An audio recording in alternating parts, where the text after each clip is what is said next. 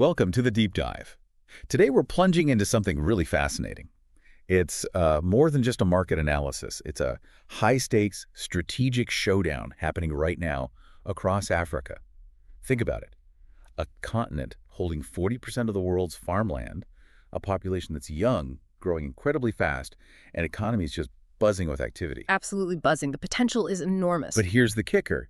Despite all that dynamism, a huge number, something like 57% of Africans, are still unbanked. That's right. Hundreds of millions of people. It's this, well, enormous untapped financial frontier. And that massive opportunity, it's ignited what some are calling the strategic chess match for the 21st century, a really fierce battle for financial dominance. And right at the heart of it all, you've got these two titans. Ecobank Transnational and Incorporated, they're the Togo-based sort of upstart driven by this bold Pan-African vision. A really distinct vision. And then there's Standard Bank Group, South Africa's giant. Yeah. Century-old, or a real leviathan. The established power, you could say. So our mission today is to really unpack how these formidable players are aggressively, planting flags, grabbing clients, racing to shape Africa's future. It's not just about banking transactions either. No, exactly. This story has real stakes. We're talking trade, massive infrastructure projects, the future of digital finance. It impacts everything. And for you, our listener, especially if you're an aspiring business leader or strategist, this is, well, it's a masterclass. Vision, rivalry, navigating incredibly complex markets. Absolutely. Key lessons here. And just a quick note before we dive in, all our content today is based on publicly available information. News, company statements, public records, that sort of thing. Standard practice for us. Okay, let's get into it. Who are these key players, really? What makes them tick? Let's start with the undisputed heavyweight, Standard Bank. Tell us about their legacy. Well, Standard Bank, their roots go deep, really deep, all the way back to 1862, founded in South Africa. Wow, 1862. Yeah. So they've built this immense scale over, decades. They're Africa's largest bank by assets, period. And how did they build that reach? Was it slow and steady? It's fascinating, actually. It wasn't always steady. Their reach today covers about 20 African countries. And they're still looking. Egypt is apparently next on their list. Still expanding. Oh, yeah. But the big growth spurt really kicked off after the end of apartheid. That's when they spun out of their old ties with Standard Chartered back in the 1980s. Oh, okay. And you see their brand, Stanbic Bank subsidiaries, pretty much dominating markets across Southern and East Africa. Think Nigeria, Ghana, Kenya, Uganda. Major players there. Right. And here's a really interesting strategic piece, especially for West Africa. They set up a hub in Ivory Coast.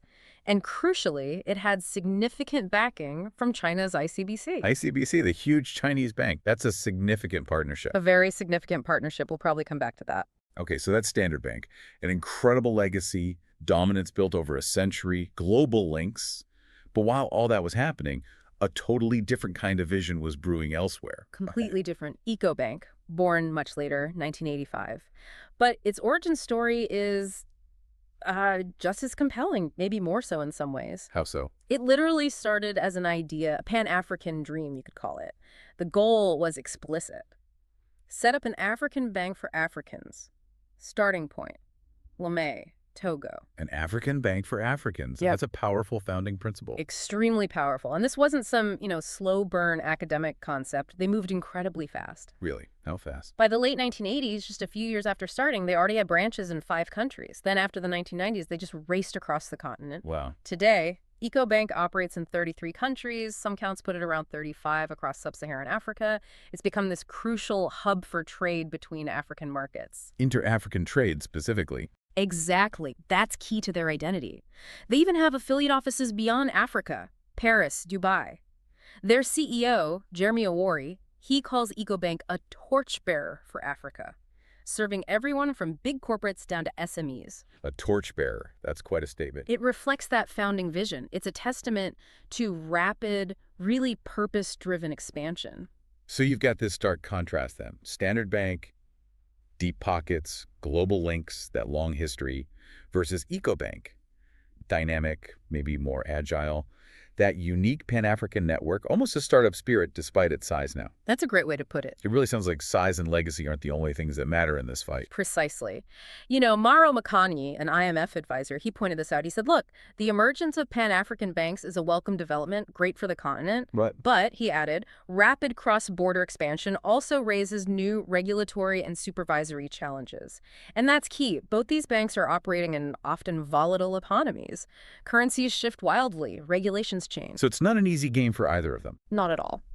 So the core strategic question, really, for you listening is, how does each bank play this complex game? Who's better at winning clients in this environment? And maybe most importantly, how do African businesses and, ordinary citizens actually benefit from this intense competition? Right, because this isn't just abstract strategy. It's not just logos on high street bank branches.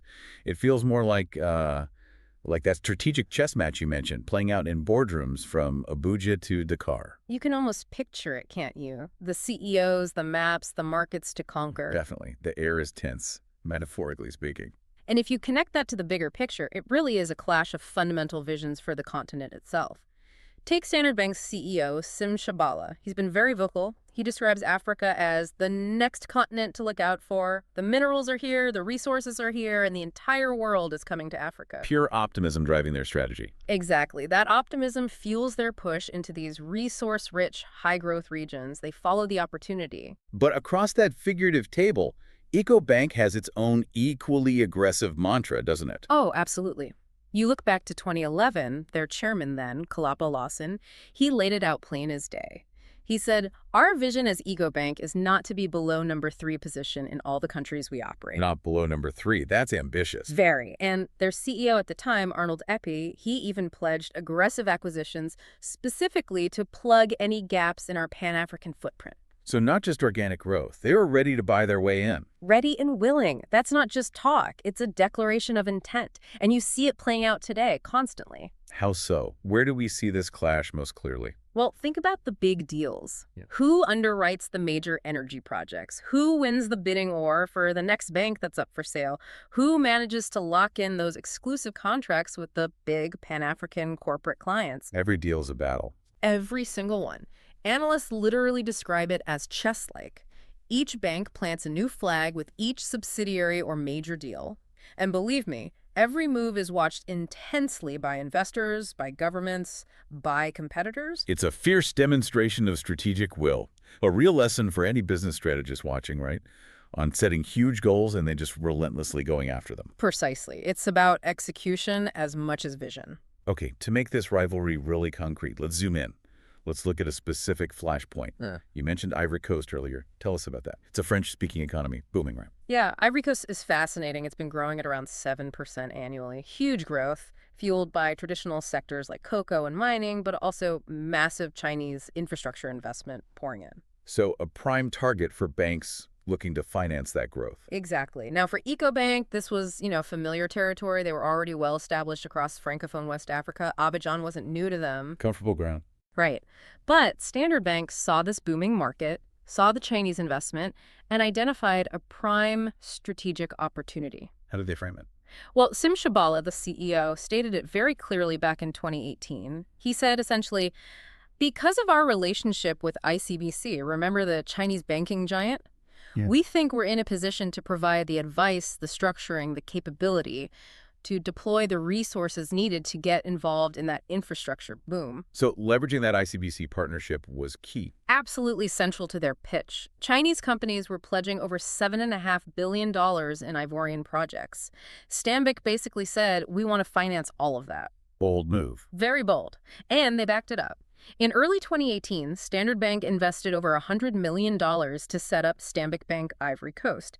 Critically, this was its first subsidiary in French-speaking West Africa. A significant flag planting, as you called it. A very deliberate one, yes. But Ecobank wasn't just going to roll over and let them take the market, presumably. Not a chance. They already operated Ecobank Côte d'Ivoire. They were already a key partner for many Ivorian businesses, big and small. The battle lines were drawn very clearly. So how did their strategies differ on the ground in Abidjan? Stanbic, with that ICBC connection, naturally focused on the big fish. Large corporate clients, trade finance, especially linked to those infrastructure projects. Playing to their strengths. Exactly. Whereas Ecobank countered by emphasizing its full-service network, its deep local roots, its commitment specifically to Africa. And their CEO, Awori, had that quote, didn't he? Yes, a very telling quote. He said, Ecobank has very strong relationships and deep roots in our markets. We are not fair weather friends. We are here to operate in good and bad times and support our customers. Wow, not fair weather friends. That's direct. That's positioning themselves as the truly committed African bank. It perfectly captures their strategy, I think. That idea of service continuity, sticking with clients even when things get tough politically or economically, it's a powerful message. So how did that particular battle play out? Did the Standard Bank gambit work? For Standard Bank, yes, the Ivory Coast move did pay off quite quickly, actually. They secured some significant infrastructure deals, leveraging that ICDC link. But the fight's not over. Oh, definitely not. The drama continues. Both banks are constantly jockeying for position for the next big client, the next deal. So for you, the aspiring strategist listening, what's the takeaway from Ivory Coast? I think it highlights a classic strategic tension. On one hand, you have the power of leveraging global partnerships like Stanbic did with ICBC to chase those huge, large-scale projects. Right. But on the other hand, you have the heroism, you could almost call it, of maintaining those deep local roots, that unwavering commitment through thick and thin, which is Ecobank's position. Global scale versus local resilience. Precisely. It's a strategic dilemma many, many businesses face, not just banks. Fascinating. Okay, so beyond Ivory Coast, this rivalry obviously stretches across the entire continent. Let's look at East Africa. Stanbic Bank is practically a household name there, isn't it? Kenya, Uganda, Tanzania. Absolutely. Stanbic is very strong, very established in East Africa. That's kind of their traditional stronghold outside of Southern Africa. But has Ecobank, which you said was historically West-focused, made serious inroads there? They're trying. They've definitely muscled in. Take Ecobank Kenya, for example. They're actively working to climb the ranks there. There was even speculation a while back about them potentially taking over a local Kenyan bank to accelerate that push. Interesting. So they're not conceding East Africa. Not at all. And conversely, if you look back at West Africa, Standard Bank's footprint there is generally newer apart from one key market. Nigeria. Exactly. Their acquisition of Stanbic IBTC back in 2007, that Nigerian operation is now a crucial anchor for the entire Standard Bank group. But Nigeria's Ecobank's home turf too, in a way, isn't it? Even though they started in Togo. Well, Ecobank Nigeria is also huge, a massive player. So Nigeria is another one of those critical battlegrounds where they go head-to-head intensely. And speaking of Nigeria, things got even more intense recently, right? Their central bank really shook things up. They did. They significantly raised the minimum capital requirement for banks, especially those with international operations. We're talking needing N$500 billion in capital. Which is roughly 400 million US dollars, depending on the exchange rate. A huge sum. Wow. How did that impact these two giants specifically? Well, it forced both Standard Bank's Stanbic IBTC and Ecobank Nigeria, along with other big local banks, into a scramble. They either had to raise substantial new funds quickly or seriously consider merging with others to meet that new threshold. So regulation can just completely change the game overnight. It absolutely can. Regulatory pressure can redefine the entire playing field. And you see this not just in Nigeria. Think about Ghana's banking cleanup after their crisis, or Kenya's experiments with interest rate caps a few years ago. These central bank actions constantly reshape the competitive landscape. It's not just geography then. Where else did these competitive tensions flare up? Well, beyond specific countries, they fight intensely in niche areas too. Both banks aggressively chase the same types of big corporate clients, think Pan-African commodity traders, governments looking to issue bonds, or major telecom companies with operations across multiple borders. The big-ticket clients. Exactly. But crucially, the race is also happening at the other end of the scale, in retail banking and serving SMEs, small and medium enterprises. Right. You mentioned the huge unbanked population earlier. Yes, the World Bank figures are stark. Something like 65% of adults in the developing world still lack even a basic transaction account. And Africa, with its poverty levels and technology gaps, is at the heart of that issue. So how are Standard Bank and Ecobank tackling that? Both have really robust retail arms now. They're pouring money into mobile banking apps, developing microloan programs, launching youth savings accounts. They are actively trying to convert those unbanked millions into customers. So the rivalry extends from the corporate trading floors right down to potentially small village entrepreneurs. Absolutely. It's a battle being fought on all fronts. And all this drama, these banking battles, they're playing out against this backdrop of, well, shifting rules and often unpredictable economics, as you said. We saw how Nigerian regulators pushed banks to get bigger. Is that a common theme?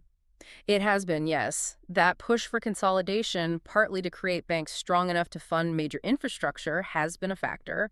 Sim Shabala at Standard Bank noted recently, I think it was in 2024, that Africa is shifting rapidly. He sees improved governance in many places actually attracting more global capital. So signs of progress. Definitely signs of progress. Standard Bank, for instance, has mobilized billions of rand for sustainable development projects across the continent. And their Africa regions, meaning operations outside South Africa, now contribute something like 41% to the whole group's earnings. That shows real underlying strength across the continent. But there's always a but in Africa, isn't there? What's the flip side? The flip side, as Shabala himself pointed out, is risk, especially currency risk. He specifically mentioned how devaluations in places like Angola, Nigeria, and Zambia significantly shaved off earnings, like 9% in one period. Ouch. Yeah. So growing successfully in Africa means you have to be incredibly adept at handling risk. Currencies like the South African rand, the Nigerian naira, the CFA franc in West Africa, they can swing wildly and unpredictably. It must be a constant headache for their finance departments. How does Ecobank handle those choppy waters? Ecobank faces exactly the same challenges. Jeremy Awori, their CEO, often highlights how sudden policy shifts can shake the markets. He talked about Nigeria's fuel subsidy removal and the currency float in 2023, major policy changes that impacted all the banks operating there. Right. Big shocks to the system. Huge shocks. But Awori also pointed to the stabilization that followed, like when the Naira rebounded somewhat in 2024. And Ecobank's profitability climbed back too, with their ROE, that's return on equity, a key measure getting back towards a healthy 25%. So it's about resilience, riding out the storms. It's a constant dance with these economic cycles, a critical lesson in resilience for any business operating across multiple African markets. And then there's the regulatory side again. Remember the IMF advisor, Mara Makanyi, he warned that rapid cross-border expansion raises new regulatory challenges. So how do the banks manage that? Well, alongside the public competition, there's also quiet work going on behind the scenes. Both banks actively, though usually quietly, lobby governments, pushing for more harmonized rules across different economic blocs. It shows how important it is to engage directly with policymakers to try and shape the playing field in your favor. Makes sense. Now, these battles don't happen in a vacuum. You mentioned regulators, the IMF. Who else is watching, commenting on, or even participating in this high-stakes game? Oh, there's a wide cast of characters. Regulators, as you said, in Abuja, Accra, Nairobi, other capitals, they often publicly state that they want bigger, stronger banks to help fund national development goals, especially infrastructure. So they sometimes encourage this scale. Sometimes, yes. Nigeria's president, for instance, in mid-2024, explicitly called on banks to support the central bank's policies and invest more in the local economy. Ghana's regulators often stress financial inclusion, pushing banks to do more for SMEs. What about analysts and investors? They are watching every single move, constantly tracking market share, profitability, strategic shifts. You see surveys like one by Eurofinance back in 2019 that ranked Standard Bank highest among African banks for corporate clients. But those loyalties can shift, and new surveys might show Ecobank gaining ground, or vice versa. It's incredibly dynamic. So it keeps both banks on their toes. Constantly.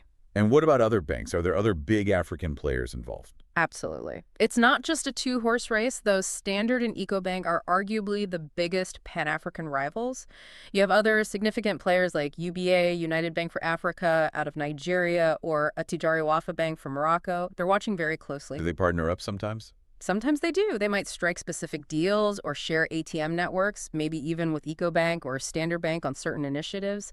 You also see other international links, like Lebanon's Cedrus Bank had a partnership with Ecobank for a while. And of course, there's that huge strategic ICBC tie-up with Stanbic.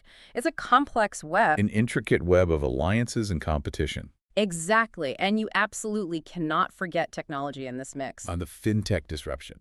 Precisely. Mobile money innovators think M-Pesa in Kenya, which revolutionized payments, or newer players like Flutterwave across Nigeria and beyond.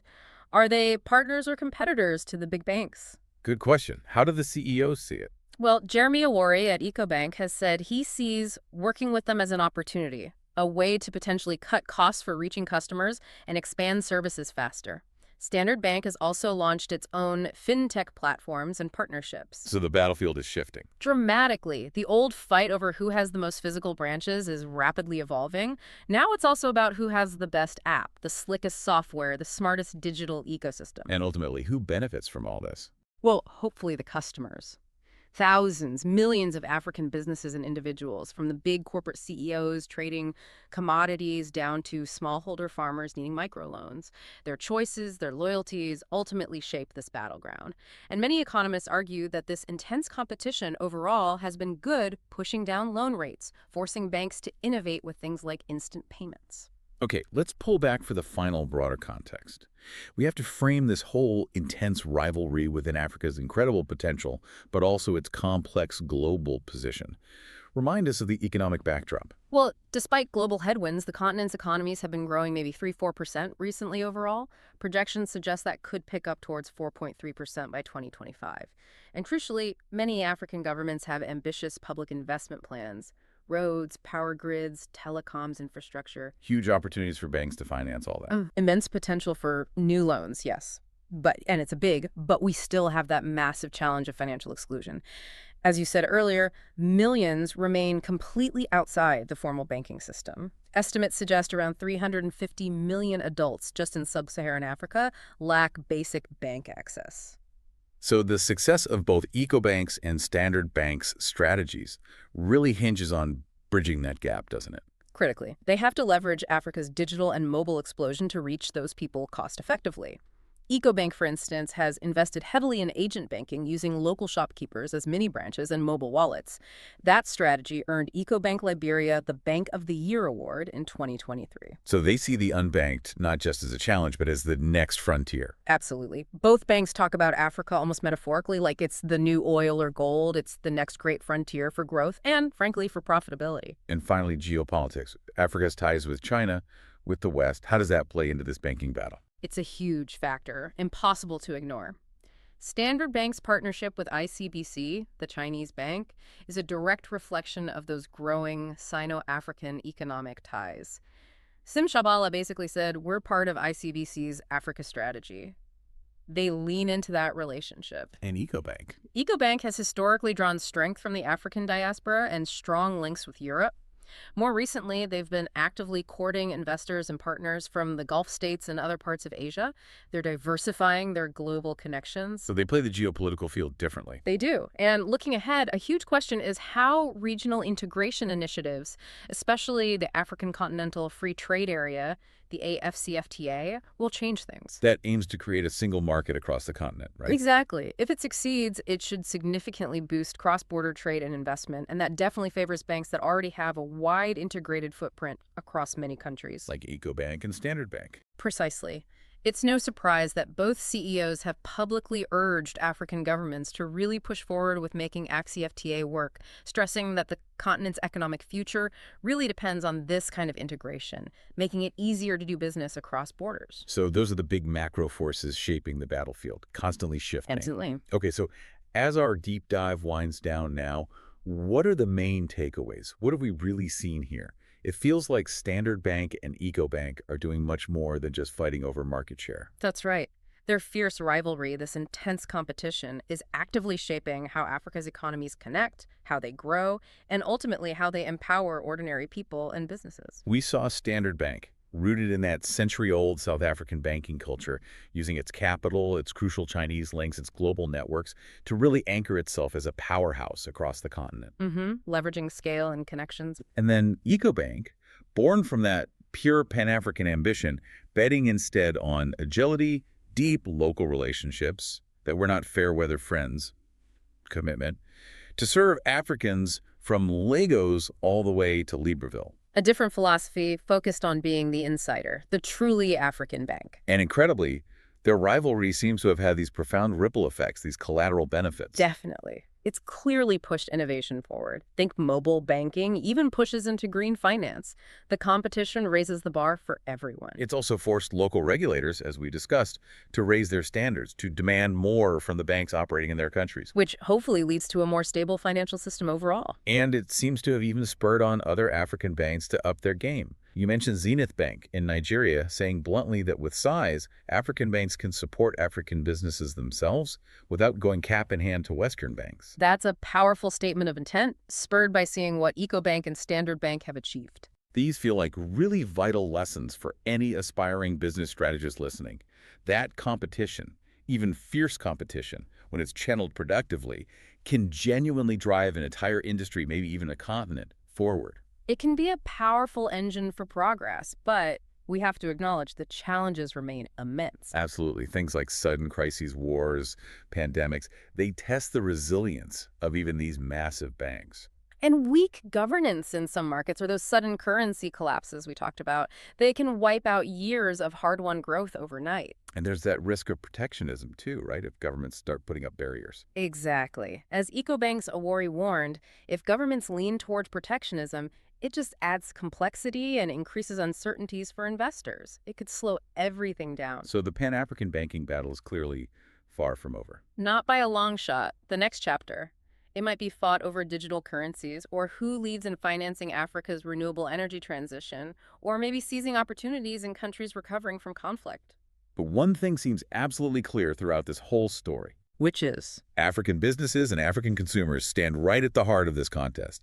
Their needs, their choices, their aspirations are what both these banks are ultimately fighting for. Well said.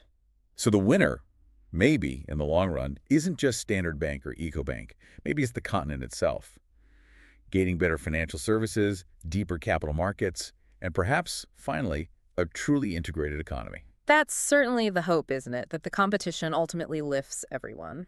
It's an epic saga. What stands out most to you from this story? What aspect really resonates? You've been listening to Empire and Legacy, African Business Chronicles. Our hosts are Zuri Mwangi and Kwame Adeyemi. If you enjoyed today's episode, be sure to follow us on LinkedIn, WhatsApp, X, Instagram, and YouTube. All links are in the show notes.